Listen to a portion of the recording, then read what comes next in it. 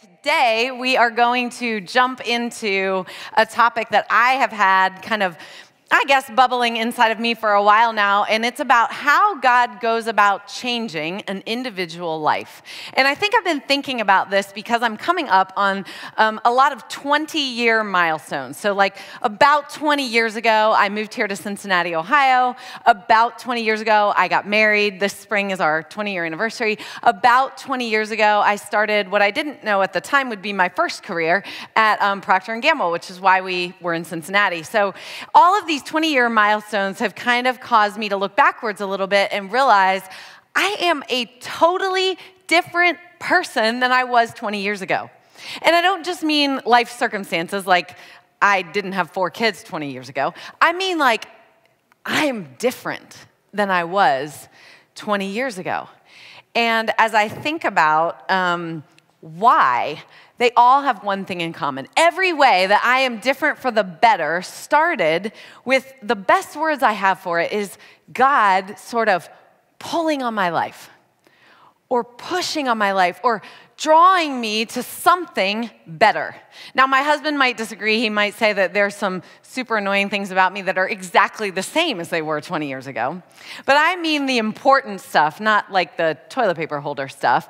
I mean the big picture stuff. All the ways that I'm better started with a pull from God. And I believe that we have that in common because I've been around Crossroads for a very long time. And over that time, I know a couple of things about you if you're here. There's a lot I don't know, but one thing I do know is that you are not here because 4 generations of your family have come to this parish. I know that you're not here because of that. I also know you're not here because you're hoping maybe your name will show up in the church bulletin at the end of the year for perfect attendance. I know that you're not here because of that. I believe that the most common story that I have heard at Crossroads over more than 15 years is, I feel God. I think he's doing something. And when people hang around here for a while, they tend to have that common story. And it's actually one of the most powerful and unique things about this community, and I love it. And that's why today I want to talk about when we feel that happening, when we think that God is doing something, that he's present or pushing or pulling us to something better. What are his ways? How does he do it? What is he doing? And life with God is inevitably a life of change because we have a God who invites us to come as we are, but not to stay as we are. He offers us the power to choose something better. And the power is what we're going to jump into today. I have a question for you. What is something in your life that you would like to be better? Just whatever better means to you, just get that in your mind. And while you're thinking, I'll share one of mine with you. One of the things that I've been thinking about, I don't know, for the last year or two, maybe even a little longer than that, is I'd like to be a better sister. I have 2 brothers. One lives on the East Coast, one lives on the West Coast. We've never lived anywhere near each other. And over, adulthood, as we've adulted, it's taken its toll. And I'd like to figure out, how do I be a better sister in the middle of this sort of arrangement that we have? And that's one of mine. I have a list. I'm sure you sort of can think of a few things off the bat. We all do. And I don't know what yours are. Maybe you'd like your anxiety to be better, or you'd like your team at work to function better, or you would just like to be a better parent, maybe yell at your kids a little less than you did last week. Whatever you're thinking of, whatever that is, God is offering us the chance to come toward him in something better. I believe that the desire for something better is actually in us because of God, because of the story of God. What we learn as we read about the human history in the Bible is that God created a man and a woman, Adam and Eve, and he actually created them in perfection. There was no need for them to yearn for something better. He created them in perfect relationship with him. He created them for perfect relationship with each other and in perfect harmony with the world around them. But he also gave them freedom, and what happened with that freedom is they made a choice. And that choice was to do something that was sort of against the perfect design of God for their life. And since then, I believe that you and I, as their big family tree descendants, have been looking for a way back to that perfection. We've been yearning for better. we kind of know that there is better. We think it's weird, right? When somebody around us has a very obvious opportunity for improvement and they kind of take a pass. I don't really want to get better. And you think, what is wrong with you? As Americans, we even like to say, I know that you'll be able to finish this sentence with me, we want to leave the world a better place for the next generation. There's something in us that wants better, and I think it's a good thing because I think it is God's story planted deep in our heart from a God who actually offers a way to get there. But we go looking. We feel the need for something better. I want to be a better sister. I want to have a better team. I want to do this or that better. And we find some answers in the world around us. Our culture actually has some answers to that right now. One of those, I think the biggest answer that we find as we look around us as to how do we get better in any area, our culture says, you perform. That's how you get better. You perform to a gold standard. If you have a career, you know this. You know exactly where the levels are going. And there's a better life waiting for you at the top. If you want to play basketball like my son does, he wants to go to the NBA, well, congratulations. Now you need to be the Rookie of the Year or the MVP of the NBA or the NFL or whatever. Then we are obsessed with the standards and meeting them because we want the better. We want whatever is there that's better. Us women, we actually, I think we understand this in a tad more personal way because there's an awful lot of gold standards pointed at our body. And every woman I know at this time of year in the spring, 3 words strike fear in her heart, and those words are bathing suit season. The new suits are out. Here's all your gold standards, and you get to try them all on and see all the ways that you didn't perform. These women are going to show us how absurd it is to pursue that kind of gold standard. This is what dudes get to wear to the beach. I mean, this is more than I wore to the prom. Wow, you're wearing a practical outfit for what you have to do today. Let me see how easily I can access a cooler. Oh yeah, let's go. Pretty good. Nothing's gonna make you feel worse about your body than the swimsuits that they make. I wonder if there's a way to make your butt feel too big, to really accentuate your love handles and make your bust feel inadequate. Oh yeah, here's one swimsuit. And they're just like trying to get you to buy the new swimsuit. Nobody thinks that they look perfect ever. What's up?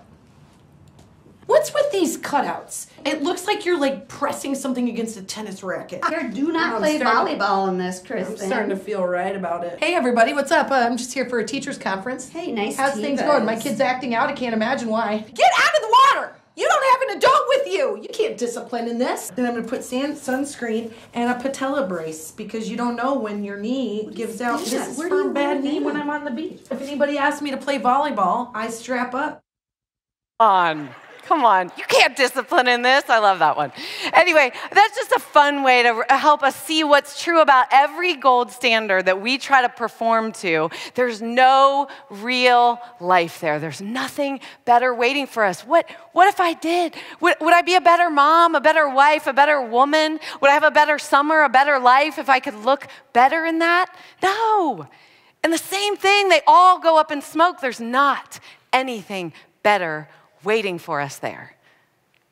So I actually believe, since we have long since seen these kind of perform and work it out standards, I think there's a brand new message emerging. And I've been noticing this a lot, and at first I feel relieved by this because nobody wants to spend their life trying to perform and never really getting there.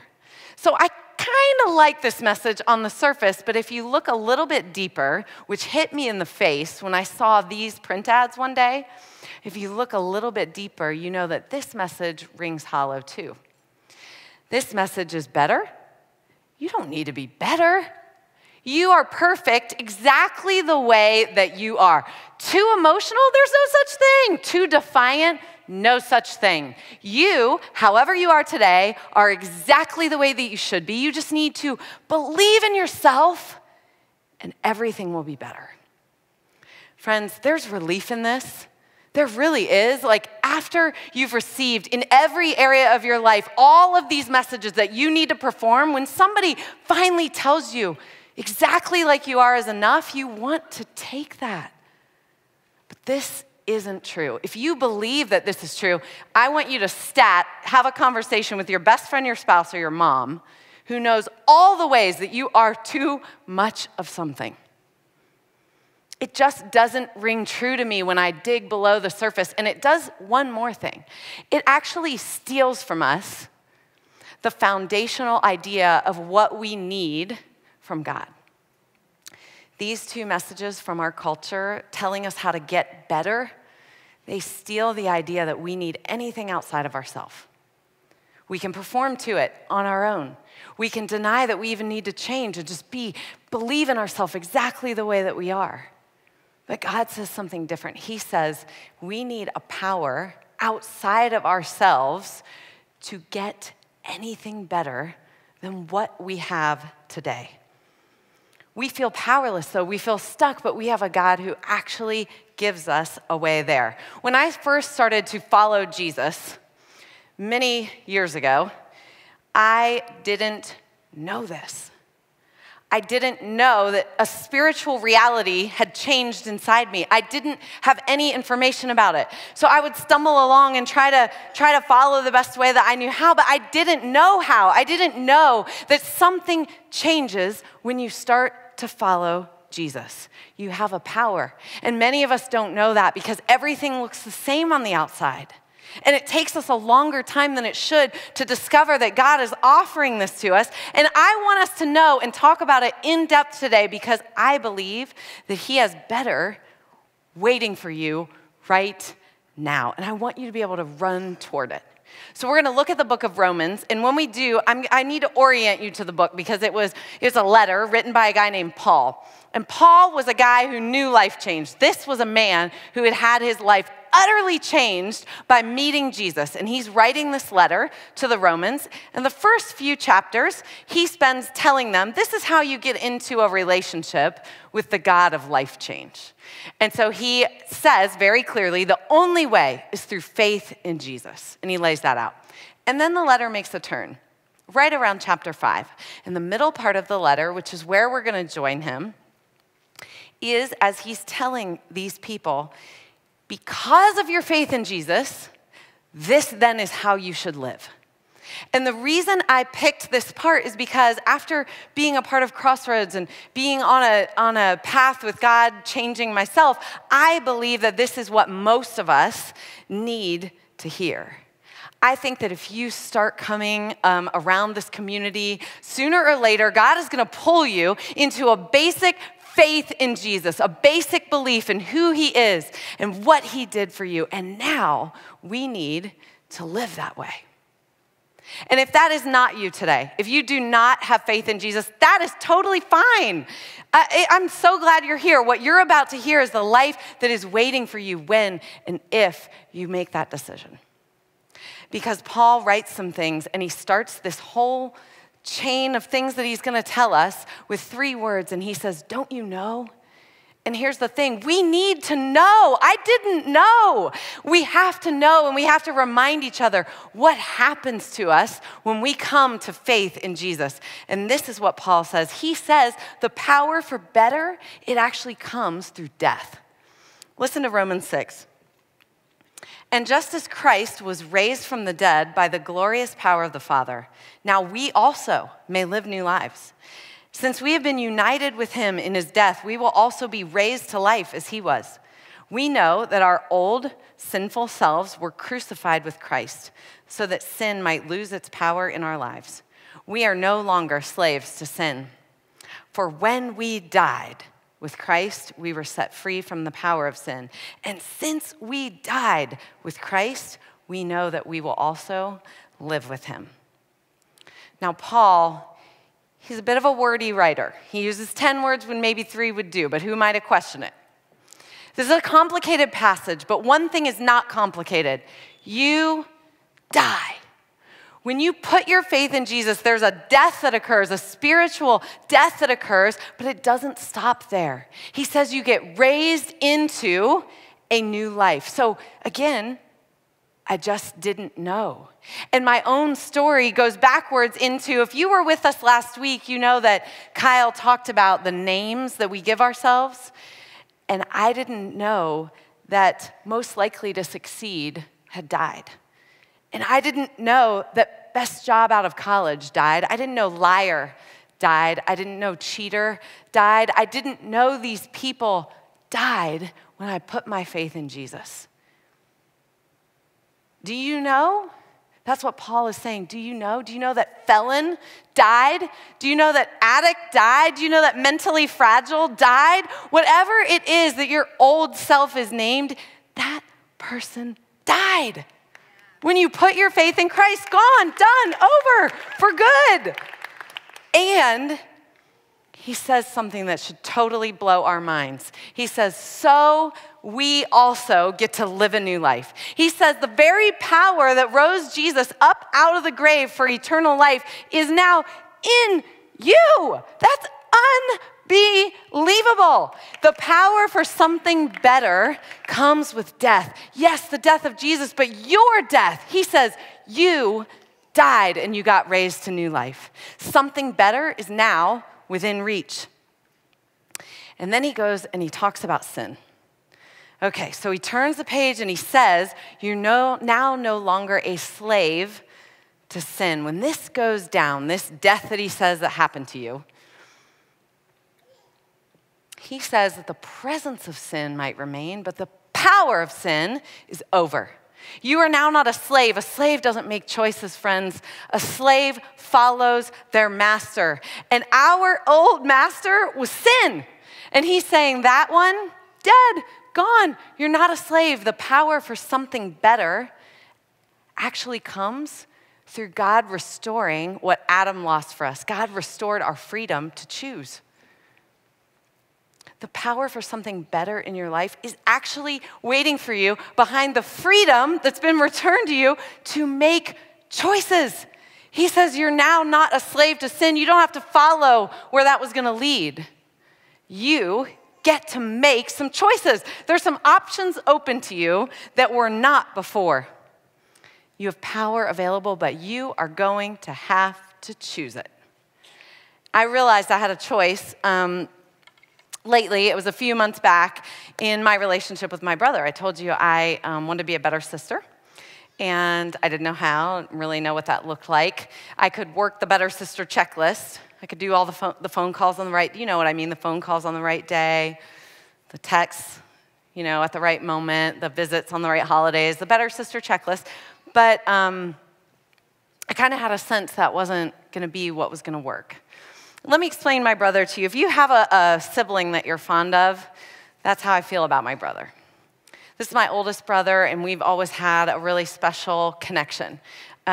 We really worked on that because he's older than me, so when it probably didn't start happening until I was a teenager, and we just grew really fond of each other, and we've always shared a really kind of authentic connection. And on paper, you would not think so at all. So if you wrote down a piece of paper about me, you might write things like, mom of four, married for a long time, lives in the suburbs of a Midwestern city, pastor at a church.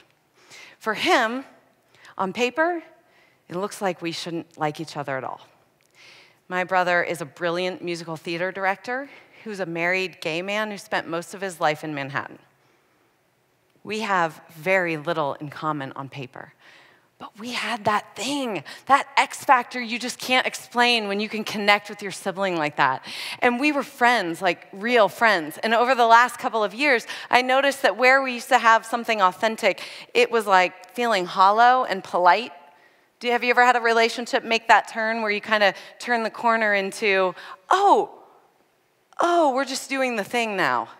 We're just doing the nice thing. I don't do that very well, so it was starting to bother me. And the more it bothered me, the more I started to talk to God about it. And this question was sitting on me. It was a question that I felt like maybe I needed to ask him, but I really didn't want to ask him. It was one of those questions. Because what if there was an answer? And what if the answer was true? And then what if even asking it kind of killed the last thing that was still kind of there? And what if I did it all wrong and it all turned out bad? Because the question is, has my faith or how I've lived it, has it pushed you away from me? Is that what's going on here? And I was terribly afraid to find out the answer that maybe that's what was going on. Because again, on paper, that's what you might guess, right? And over the last couple of years, I couldn't explain it any other way. I had a choice. I was either going to watch this relationship die, a slow, polite death, or, like I decided on a random Thursday afternoon, to call him up in his office and just open my mouth and ask him. And I was afraid, and I was uncertain, and I was pretty sure there was a terrible answer on the other end, and it was going to hurt, and it was going to be bad. And honestly, it was the spark of life. It was the thing that turned around a couple of years of hollow, because when I asked him, the answer was actually, in short, no, but there were some things to know. There were some things to know about what it feels like to be part of our family. And there were some things to know about what it feels like to live in this country for him over the last couple of years. There were some things to know. And somewhere along the line, as I listened, I realized later, oh my gosh, I think I'm becoming a better sister. And it had nothing to do with working the better sister checklist. And I promise you there was no life if I decided what us on paper would have told you, and I could have said something like, I guess he has a problem with me. That's probably what's going on here. He has a problem with me. Well, then it's his problem, whatever. I could have done that, and I know it wouldn't have brought life. The power for something better to happen in our relationship was hiding behind this random decision, this seemingly small thing that happened on a Thursday. And that's exactly what God does with these choices he gives us. He offers us the freedom to choose, and then he says, actually, it's underneath, behind, between these everyday decisions like that one. And it was a choice that only me and God would have ever known that I made.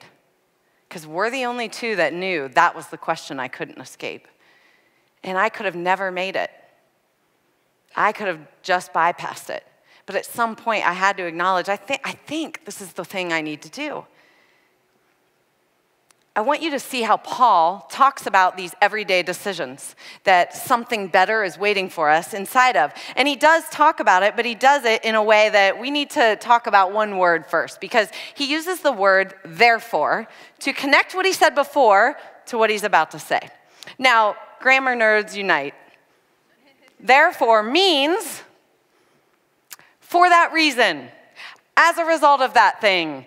And I'm going to use it for you just so I'm totally sure you're with me on this, okay? Everyday example. I am the mom of a teenager, therefore, I have a new vocabulary. Are you with me? Okay. I am the mom of a teenager, fact, truth, exactly right. Therefore, as a result of that thing, I have a new vocabulary. So if you're with me and I say, it's time to dip, donkey, then you'll know what I mean is it's time to go. Seriously. If you tell a joke and it kind of falls flat and people look at each other awkwardly, I might go, that was a fat yikes. That was a fat yikes. I'm serious. These things happen in my house.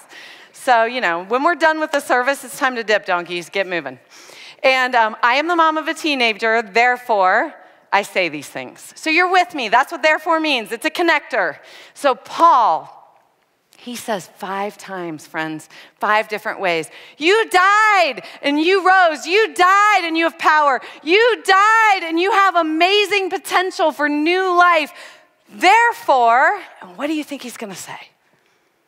Does he say, therefore, just turn your eyes to Jesus? Or does he say, therefore, just let go and let God? No, friends, he says something totally different. He says, you died, and now you have the power for something better. Therefore, do not let sin control the way you live.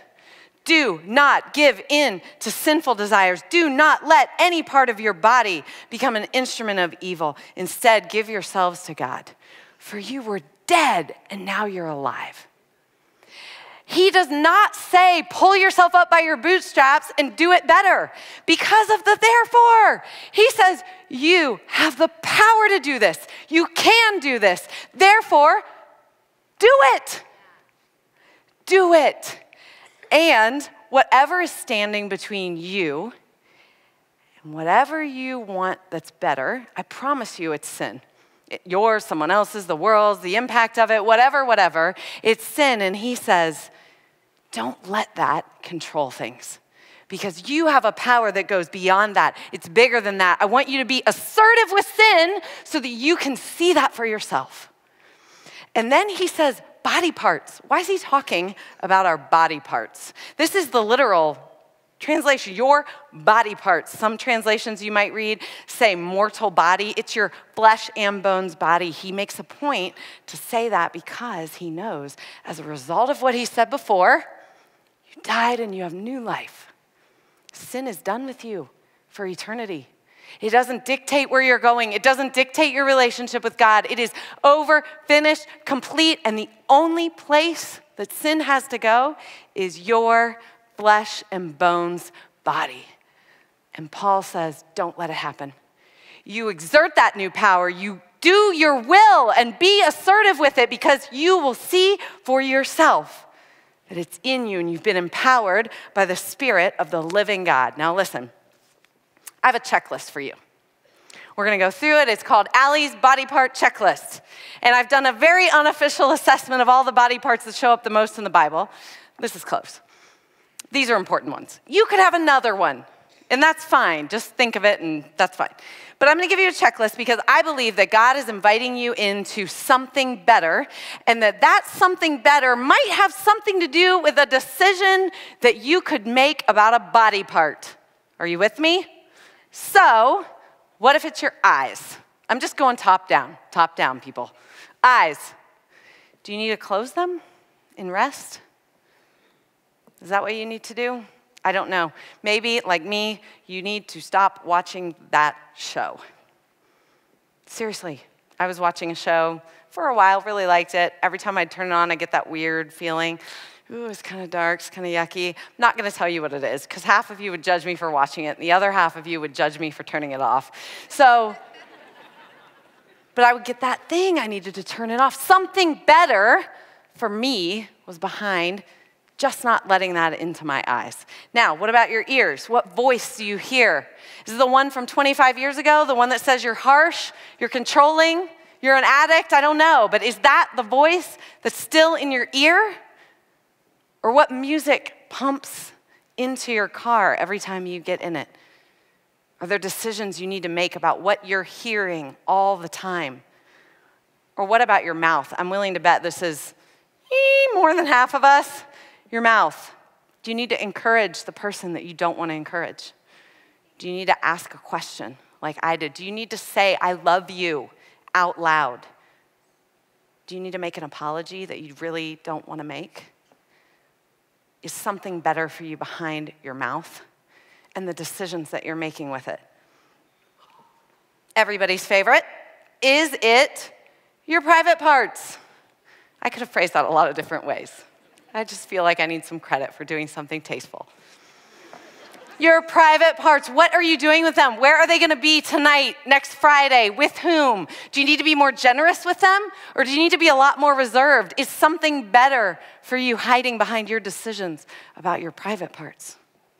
Your hands, do you need to put them to work? You need to hug somebody? You need to shake somebody's hand? Do you need to clean the house with them for your spouse? Or maybe your feet? You need to step in front of somebody to protect them? Or you just need to make a decision to finally run the 10K? I don't know what God is saying, but I know he has the thing. It's just the one thing. It's not all the things. It's not the big checklist. And it's not putting your head in the sand and trying to convince yourself that the old broken you is actually perfect just the way they were. It's not either one of those. It's just the one. It's just the one thing.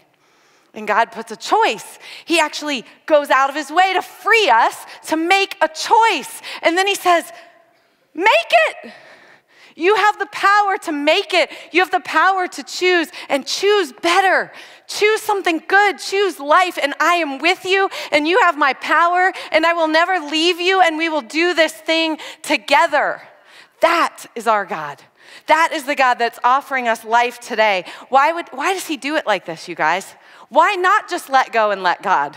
Why not just turn your eyes to Jesus and everything's fine? Listen, I believe in a God who can and does and sometimes will suddenly change something, miraculously deliver you from something. I believe absolutely he can do that. But the picture that we get in the Bible is very different. It actually says, I want you to walk with me through the thing.